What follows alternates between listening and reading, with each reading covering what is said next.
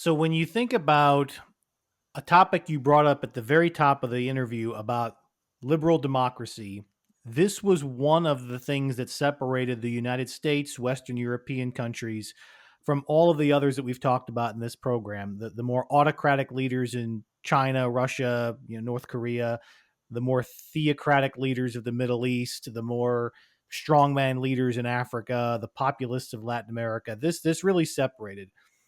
In recent times, we're seeing a questioning of that. I don't know that people use the words liberal democracy per se in questioning it, but they're questioning the elements of that in the United States and some places in Europe as well.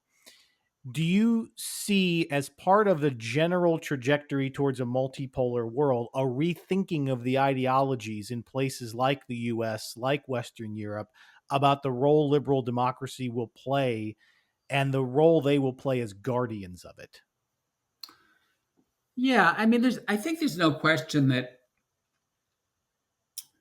the game is on when it comes to whether the world is going to become more autocratic or more democratic. And that's kind of new. As I said, there used to be a sense that everything was moving in the right direction. That is to say, the arc of history was bending toward more democracy, even if slowly. And now you can't say that, right? I think you really have to admit that it's game on. At this point, we just don't know. And I think part of the reason that we don't know is that if you are a developing country, let's say in Africa, and you're looking out at the world and you're saying, what model do we want to follow? The answer is not necessarily the democratic model.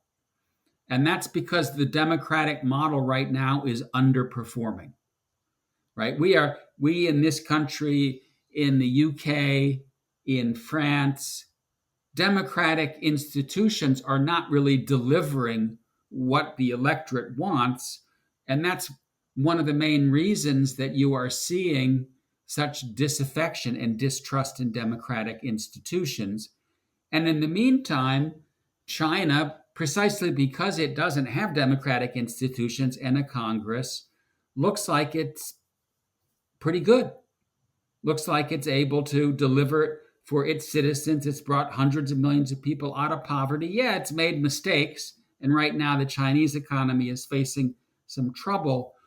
But if you're out there looking at these competing models, it's no longer a slam dunk that democracy outperforms the alternatives. And that's because right now it isn't. I still think that democracy has a, a leg up on all the other alternatives, and that is that there is a human desire for dignity and for autonomy and respect. And democracy is the only system that fulfills that desire. But I do think that we have to figure out how to make sure that in liberal democracies, governments are delivering the goods. And that means, in the case of this country, getting working Americans back up on their feet. In the case of the UK, getting working Brits back up on their feet. That to me is the top priority, because I think that America rose to being a great power on the backs of political centrism, on the back of the rise of the middle class. And we've now seen that middle class hollow out. We've seen the political center hollow out. The country is now polarized. When power shifts hands in Washington, you see radical swings in foreign policy. You can't conduct a country that way. And so I think you got to rebuild the United States from the inside out. And that ultimately is a task that requires figuring out the future of work in the digital age.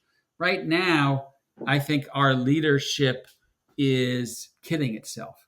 That is to say, if Trump thinks that he can put X% tariffs on the EU, X% on China, X% on India, X% on Japan, and suddenly Americans are all going to be building air conditioners and refrigerators again and making $80 an hour, He's kidding himself.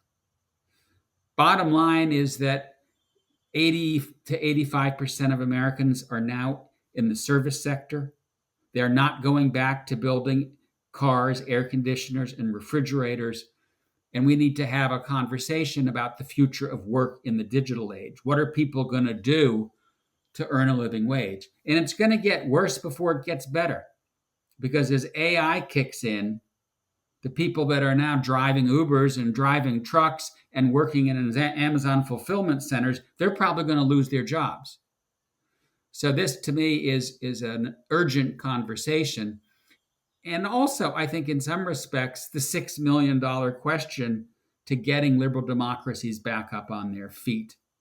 Rebuild the middle class, rebuild the economic model, fashion a social contract for the digital age. I'm confident that liberal democracies are again going to sprint to the head of the pack and be at the vanguard of history. We don't address those issues, I think we're in a lot of trouble, and autocracy may ultimately win out.